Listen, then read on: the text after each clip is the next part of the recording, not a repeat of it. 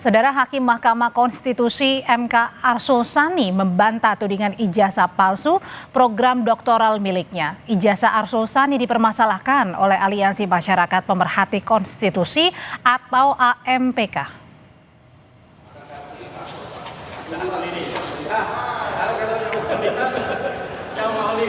Arsul Sani membantah tudingan ijazah palsu dengan menunjukkan ijazahnya ke hadapan wartawan.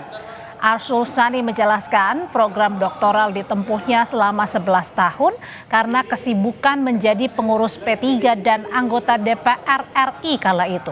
Arsul bilang di tahun 2011 ia memulai program doktoral di Glasgow Caledonian University, Inggris. Karena kesibukannya, ia kemudian memutuskan melanjutkan dan mentransfer SKS yang diperoleh sebelumnya ke Collegium Humanum Warsaw Management University di tahun 2020.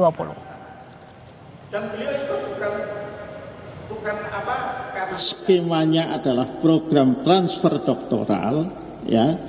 Maka apa yang sudah saya capai, ya, di Glasgow Caledonian University itu kemudian diakui. Di sanalah diberikan, ya, di sanalah diberikan ijazah asli itu. Ijazah itu saya copy, malah dibantu copy oleh KBRI dan kemudian saya legalisasi.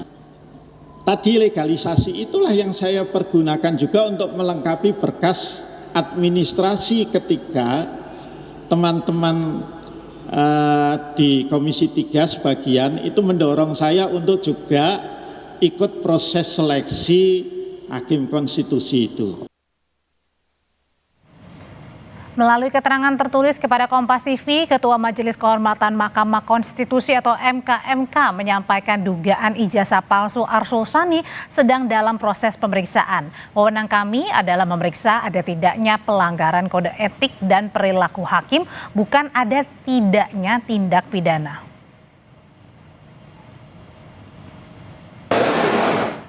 Jumat kemarin, Aliansi Masyarakat Pemerhati Konstitusi AMPK melaporkan Arsul Sani ke Bareskrim Polri atas dugaan penggunaan ijazah palsu. AMPK melapor berbekal bukti pemberitaan pengusutan kampus di Polandia, tempat Arsul Sani menyelesaikan studi doktoralnya.